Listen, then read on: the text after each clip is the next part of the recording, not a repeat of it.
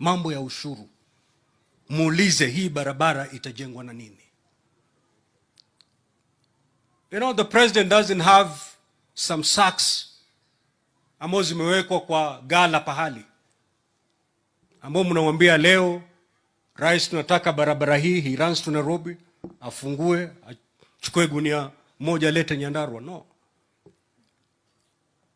The money that will fix that road is the money that you and I pay every. Kuna msemo mmoja, it's more profound when you speak it in my mother tongue, but of course none of you will understand. Kuna msemo kule unatoka, unasema kwamba muhimu bomukiba makindaga tsongo ganagaya. How I wish I could render this in Kikuyu, but let me put it in Swahili, see whether you'll understand it. Mti mkubwa ukianguka, wana wa ndege ambao wanategemea ule mti bila shaka watayumba na watatapatapa. So to the family, we know Mzee Maigo ndalikuwa mgumo, ndalikuwa ule mti mkubwa anashikilia familia hii, na kuanguka kwake bila shaka this family will never be the same again. Senator Methu, Mama Janet, and the rest, we are here to pray for you. Tumekuja kuwafariji na kumwombea Mwenyezi Mungu kwamba wakati huu mgumu awapatie nguvu, ili wingu hili la majonzi muweze kulibeba. And that's why we are here, to give you that shoulder to lean on at this very trying moment. Nikimalizia, sitaki kuzungumza mengi, lakini nilipokuwa nimekaa hapa, viongozi wote ambao wamekuja hapa, hususan viongozi wa Nyandarua, hakuna kiongozi aliyezungumza na akamaliza mazungumzo yake pasipo kutaja mradi na kumwomba rais kwamba afanye kitu katika hilo mradi. Na si viongozi wa Nyandarua peke yake. If you take the president anywhere in this country and you give even a citizen the microphone, the first thing they'll say is hospitali yetu, barabara yetu, maji yetu, shida zetu. But just like the leaders of Nyandarua, they will never go beyond telling the president, we need this money to fix this road. They will never help the president think how he's going to get the resources to build this road. Kuna barabara imetajwa hapa, kuna Midland hapa, kuna mambo mengi imetajwa. All those things need money. Na nisi pesa chache, ni pesa mingi. But nobody bothers to help the president, even in thinking how he's going to gate or marshal those resources so that that road can be fixed, so that this industry that has collapsed, Midland, can be revived. Nobody helps the president. But I want to tell people in Nyandarua and Kenyans, wherever they are, this country will not be built by His Excellency the President. It is upon you and I to build this country using our own sweat. In other words, our taxes.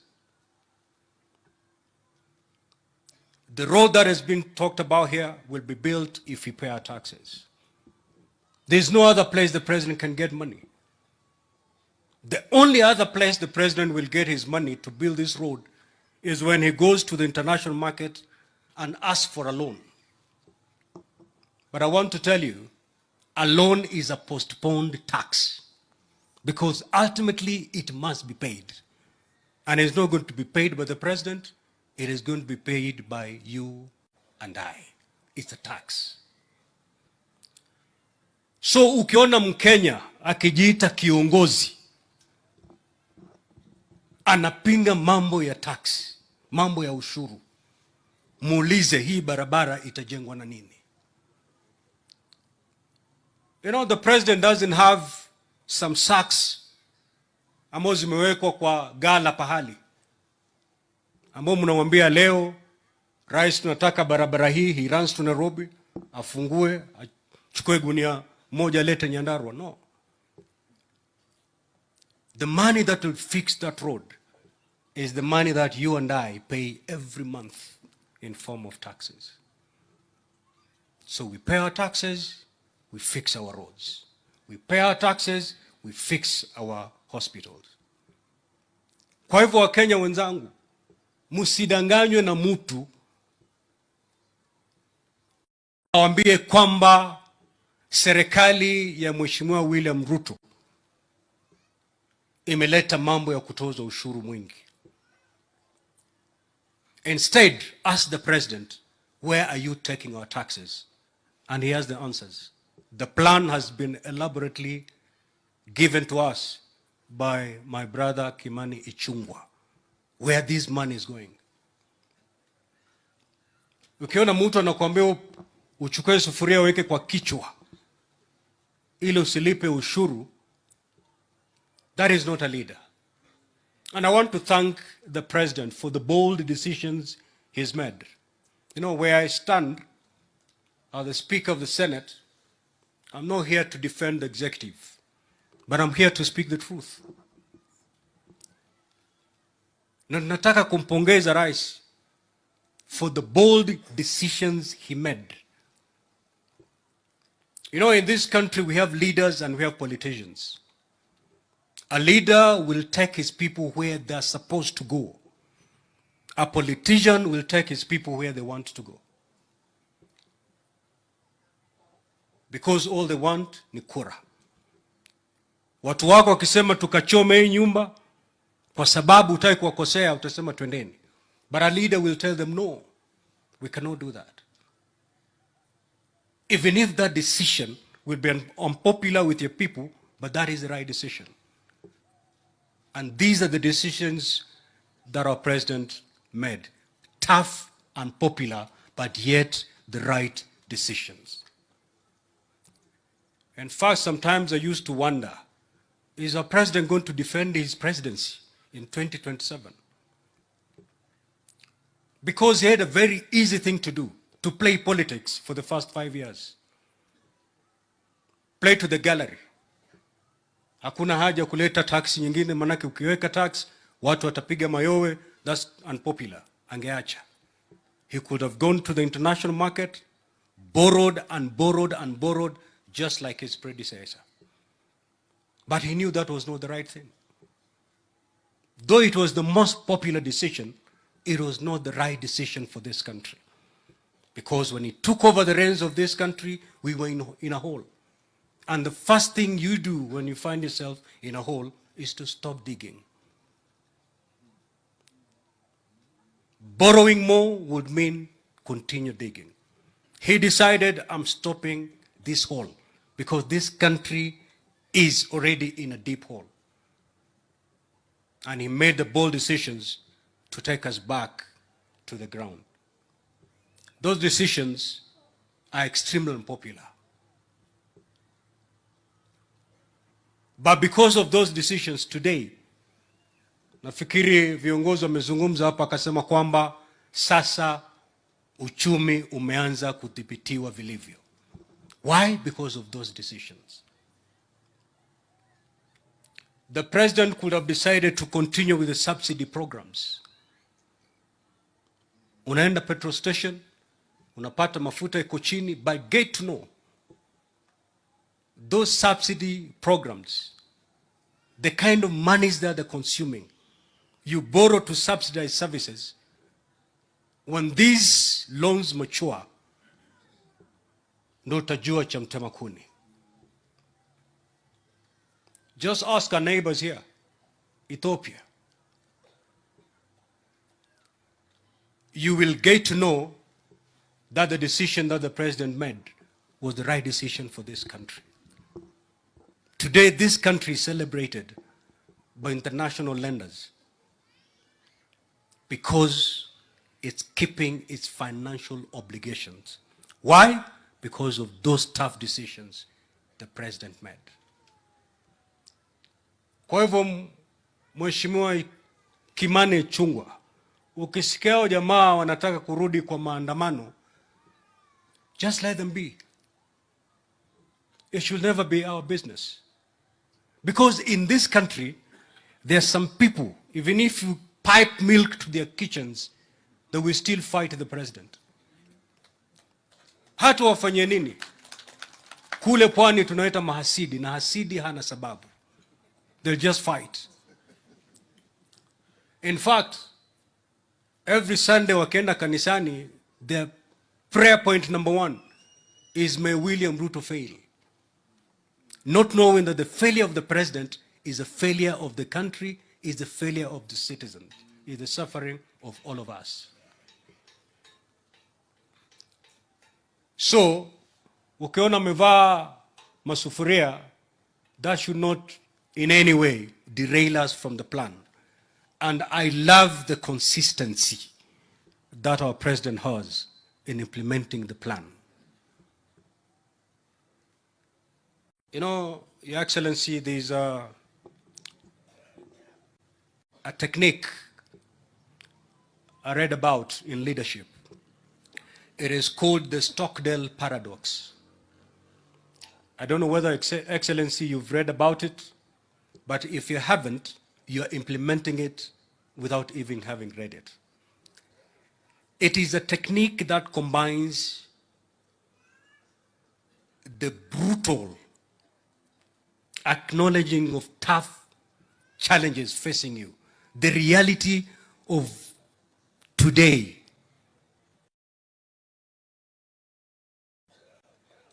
and then combining that with the wit of believing that because of the programs I'm putting across, we will one day break even.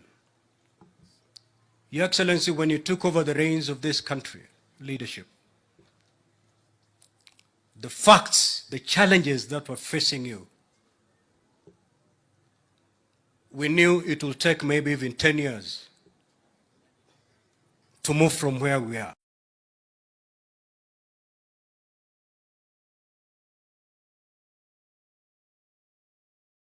But under 1 year, we have started seeing the positive changes because of the programs that we've brought about in this country. The only thing we can do,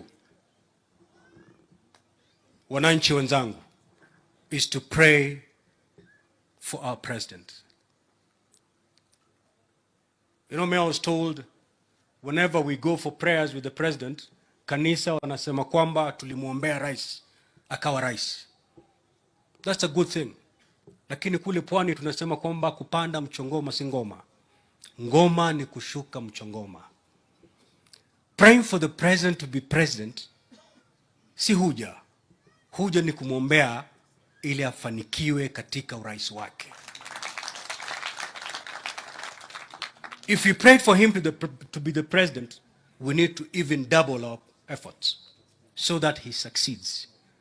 I am shocked today that I can see bishops, pastors who prayed for William Ruto to be the president are the first people to give up.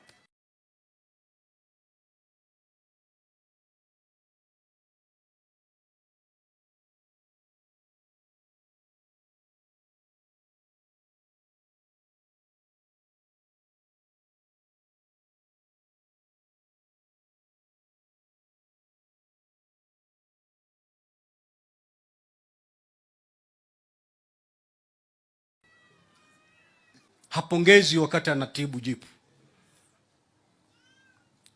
Because wakati anatibu lile jipu, hata kofi anapigwa.